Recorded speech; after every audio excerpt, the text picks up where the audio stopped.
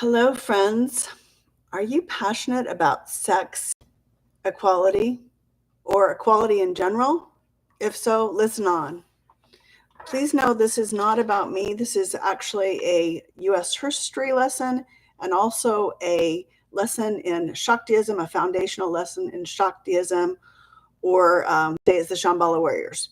I speak for a collective of beings that are here to do what we can to support the harmonization of the divine masculine and divine feminine energies as we move into higher levels of consciousness. So please know that we are holding the vision, we're holding the truth that women are already equal. The feminine and feminism means that basically the divine feminine and the divine masculine are equal energies, okay, or equal beings in the phenomenal world. So we are claiming full sovereignty and full equality for women and girls globally, and for the feminine energy, mind, body, spirit, sovereignty. We've been taught to look outside of ourselves often as humans for approval, etc., from governments, religions, politicians, maybe family structures. We're calling out abuse and control structures and committing an act of rebellion against the status quo. So this is an act of rebellion against the status quo. Divine feminism, okay? It's an act of rebellion, speaking out. We especially need women to speak out. It doesn't matter what you're talking about, just we need feminine voices in every aspect of humanity right now, especially the softer. We can think about that as the softer side of us, or our heart and soul. It doesn't matter what your gender is. Your feminine energy is basically your softer side. So that energy we're claiming as equal to the masculine energy. This is not how we have been taught. And unfortunately, we've gotten a bit violent and things are getting a little crazy. But please know that we are holding a vision for equality, for a new earth based in compassion, wisdom, and most of all, love. Leading with the feminine energy, held by the divine masculine energy, which is the foundation, fierce love. So the divine masculine is fierce love. That's what we're talking about today. Fierce love.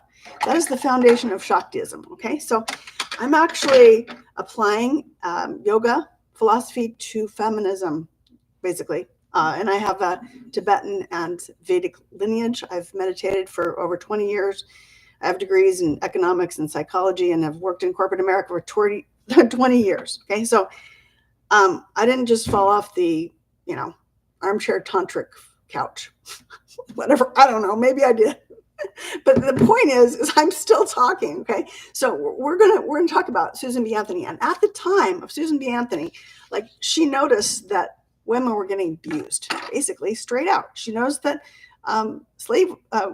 African Americans were getting abused. At 17 years old, she started campaigning for the abolition of slavery. She's an absolute champion, bhakti yogi. She's like the bhakti yogi, and bhakti means devotion to the divine masculine, divine feminine. Okay, so she was a champion for labor rights, full equality, full property rights. Women didn't have property rights. Okay, if you saw my post on Facebook, we talk about coverture.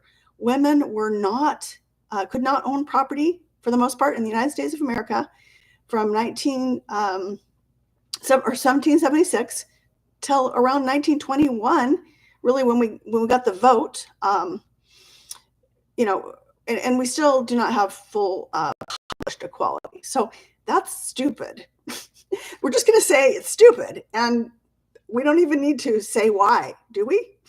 Okay, so Susan B. Anthony is responsible, and also Elizabeth Stanton are the architects of the feminist movement. They're literally responsible for basically the property laws that we have now, because before we were property, we couldn't own property.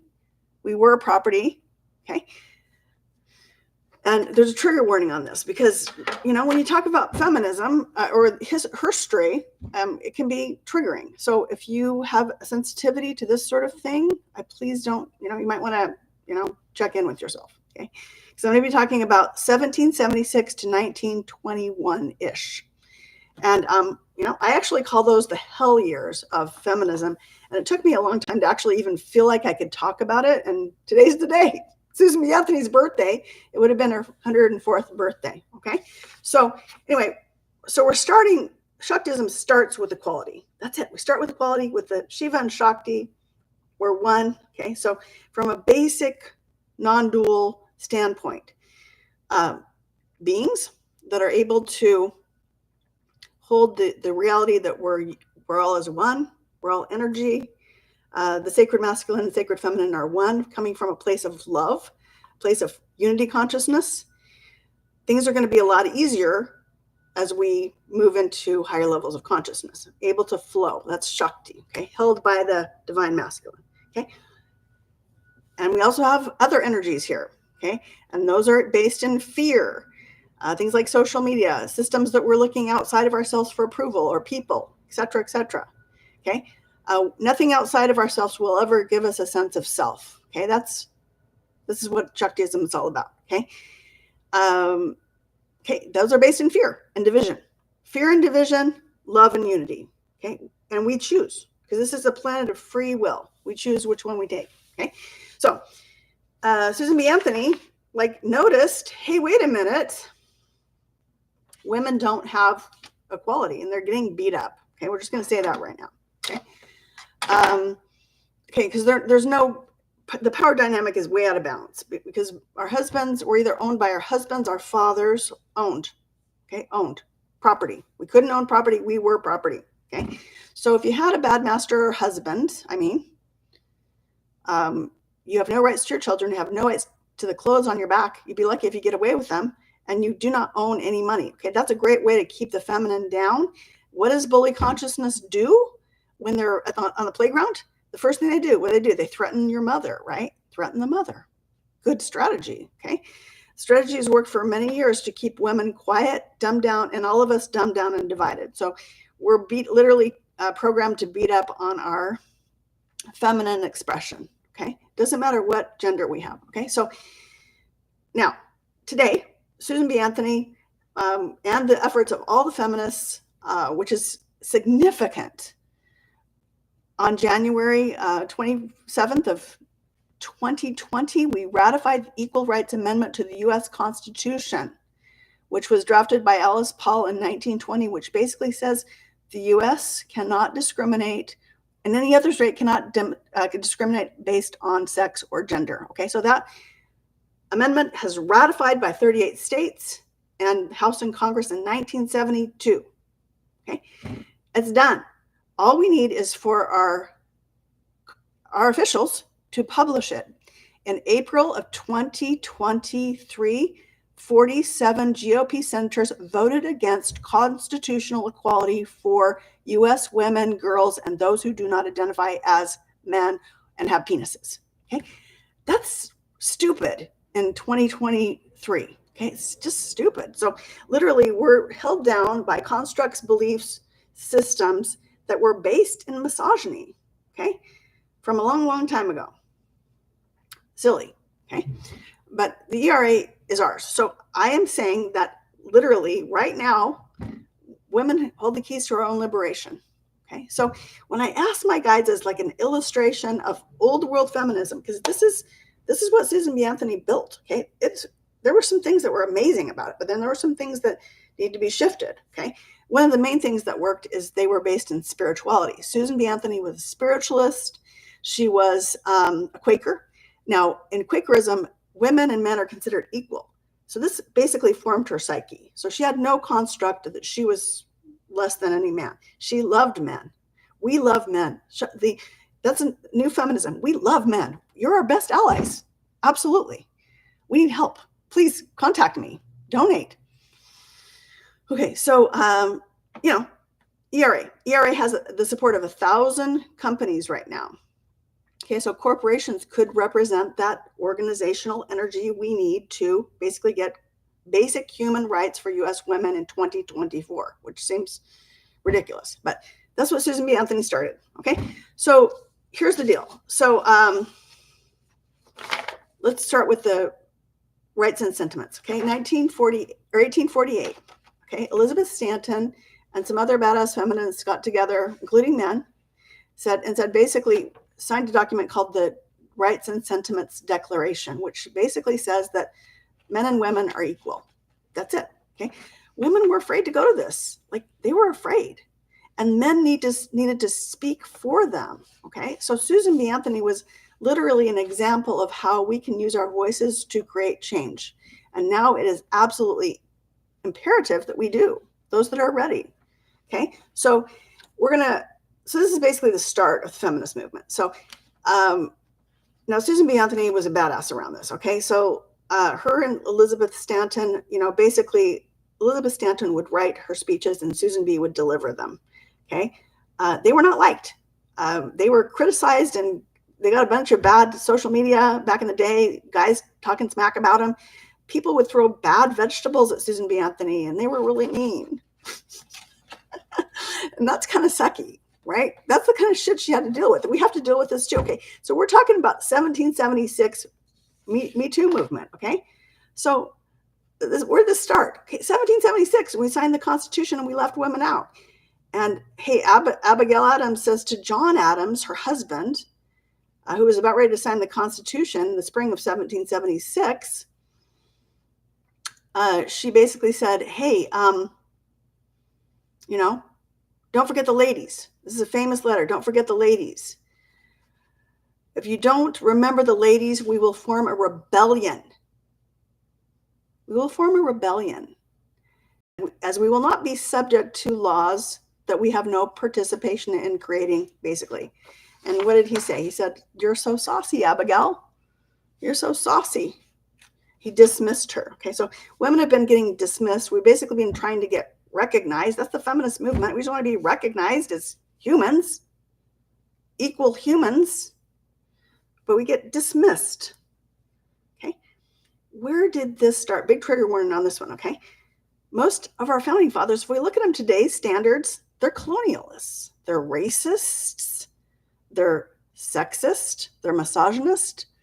Thomas Jefferson, trigger warning, child rapist, slave owner. Okay, so all of his children that he had with his slave, which is on display in Monticello, this is not a secret. All of his children, I think they had 6, and he got, he got her when she was 14, were his property. He actually freed them when he died, but not her.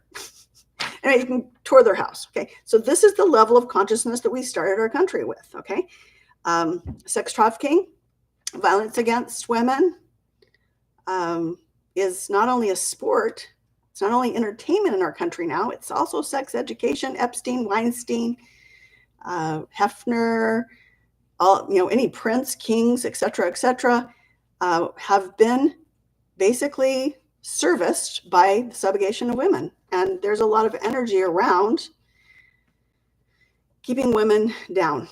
Okay, it's a lot easier to, when you don't have legal protections on women, to traffic and abuse us. Okay, so let's talk about, Me Too movement really started in 1776, and Abigail's like, hey, this doesn't seem like it's going to work, John. Okay, but the masculine, even like the most conscious masculine, they have no construct of like what you're doing to the female of your species. It was ridiculous. Okay, so that sucks. Okay, so what happens here? Okay, what did Susan B. Anthony, what did she notice? Okay, from 1776, which is basically, John, hey, what the hell are you doing? Stop. It's pretty much saying the same thing now, except for she was talking to the most powerful men in the country at the time, who dismissed her. Okay, so from 1776 to basically, 1920-ish, 21, we drank a lot. That's why I call this drunk herstory. Okay, like often men drank heavily, and women did too. There weren't a lot of options for employment for women since you were owned by your husband, your father, or your brother. So if you're a single woman, prostitution was one of the ways you could make probably the best money. So for instance, I live in a seaport town on the West Coast. As a single woman in 1890, I could make $1.50 an hour turning a trick for a half an hour, or I could work at the salmon canning factory for $1.50 a week, 12-hour days, 6 days a week, and I'd have a half an hour break for Bible study, and I'd get paid $1.50 a week. Okay, $1.50 a week, or $1.50 for half an hour. Okay, so I know which one I would do if I was a woman. Anyway, I'd like to. Anyway. The good thing is, a lot of the madams were women, so that was good. And of course, law enforcement was big into this. Okay, we have a history of this. Okay, of this. And you know what I'm talking about? Assault. Okay, so we have, done our best to negotiate and keep ourselves safe with our sacred masculine energy within ourselves as women. We have to really cultivate that. We've actually really had to masculinize ourselves, okay? Which is what Susan B. Anthony did. She was a really great example. She looked almost masculine. She was holding sacred space for the feminine, with fierce love. That's masculine. She really did divine masculine energy well. And I'd actually say she's actually more masculine than feminine. She loved men. She hung out with men. Okay. So, and they made really good friends. Okay. So Rights and Sentiments, Frederick Douglass was there. He's an African-American senator, super powerful. He had a bunch of senators that were working with them. The Civil War happened. And when, the women's movement was really for the abolition of slavery. In fact, we sidelined our feminism towards supporting them. Okay. And at the end of that, African-American men were given the vote. Women were not. So this is the reactive feminine, but whatever. Susan B., big mistake. Elizabeth Stanton turned their back on men, turned their back on those that have a vote and a voice. And they said, we're not going to cooperate with you anymore. Okay. We're going to do it on our own. We don't need you, men. Okay. Big mistake. And they also disenfranchised African-American women, which is a big mistake. So also not only loving men, but including anyone that's interested. That's part of the, radical divine feminism. Okay. So one of the things she was really famous for, Susan B. Anthony, this is an act of civil disobedience. Okay. She voted. She was arrested. She was indicted and found guilty and convicted of unlawful voting on November 5th, 1872. Today, women decide who's in office. Straight out. We do. We have 52% of the population. We already have that. Okay. We're making more money. We're having any kind of relationship we want. Especially if you're a white woman or maybe Asian of a certain socioeconomic status. Some of these people have no idea what's going on. There's no problem here, right? The problem is we're not happier. We have mental health crisis in our country, and we're having less sex than we ever did back in the day. That's really stupid, because the divine masculine and divine feminine are under the illusion there's some sort of fight with each other, which has been programmed into our consciousness. Okay, we're deeply, deeply, deeply, deeply programmed to have our dominator consciousness beat up on maybe our intuition or our creatrix or our sacred feminine energy, maybe our more sensitive side. Okay. So Susan B. Anthony basically submitted legislation every year for 50 years for women's rights, property rights that we enjoy today. Okay. So even in 1976, my sister, she's much older than me, she couldn't get a credit card in her name in 1976. She was a college graduate and had a job, a good paying job. Okay. Couldn't get a credit card or a checking account in her name, which the credit card came, it was in her husband's name. Okay. So there was another Property Act passed right around then, 1976, the Women's Consumer Credit Act or something, from Susan B. Anthony's legislation, which was the Married Women's Property Act in New York that she basically did, okay, with Elizabeth Stanton. So anyway, Susan B. Anthony's vision, let us be clear, was full equality for women, girls, non-binary citizens, freedom for women. Her vision is full enfranchisement and full regard, respect, and equality for the divine feminine. Okay, so how do we know when we actually create this, right? This is another thing that RBG says for sure, right? Like the ERA on one hand would uplift all U.S. citizens as being equals from a gender standpoint. That's powerful. That goes through every, culture, every race. All of us will be equal based on gender. Okay, maybe that's not how we're going to do it. That's the feminine way. Like we don't know how we're going to do it. Okay, the rest of the world sees that. I have friends, activist friends in Iran and Pakistan. They say the best thing you can do to help us is to publish the ERA, straight out. Okay, we have a divine feminist that won the Nobel Peace Prize, Lasar Mohammadi. Okay, she can't speak because she's in jail. Okay, it's important that we speak out, the divine feminine, speak out on behalf of the feminine. Our softer side, our heart and soul is going to lead here. Okay, vision it. Okay. Most important is self-compassion. We create the peace within ourselves first. That's actually the sacred masculine energy, peace, consciousness. Okay, we are co-creating peace on earth, leading with love, with compassion and wisdom. So the sacred masculine and the sacred feminine are here to lead with love. And it starts from the inside out, okay? And there's a lot we can do here. I need some support for radical divine feminism, obviously. Susan B. Anthony didn't have social media. And let me tell you, the metaverse and media houses, they don't like the ERA. That's a kill story, y'all, okay? There's a lot of people making money off of this, okay? Mattel and the Kansas City Chiefs have found that partnering with the feminine is a good idea. Okay, what is uplifting 52% of the population do? Everything good. Any sort of ology. Hey, regard, respect, protect the feminine. That's common sense. We're talking about common sense and equality of rights under U.S. law. Okay, that's where we start. Equality of rights. Shaktism is like, well, who are we? We're magical divine beings.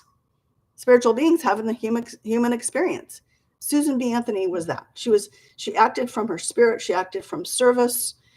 She literally gave her whole life to support the upliftment of the feminine and equality for all, for everyone.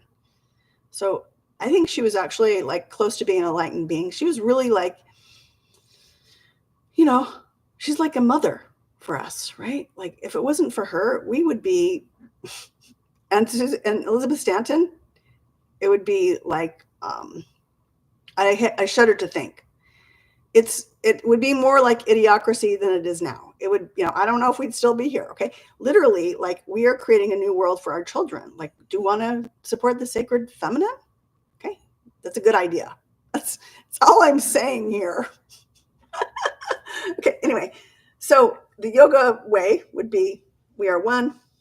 We're divine. We're actually energy. We're all connected. We can prove that from science. It's not some sort of esoteric thing.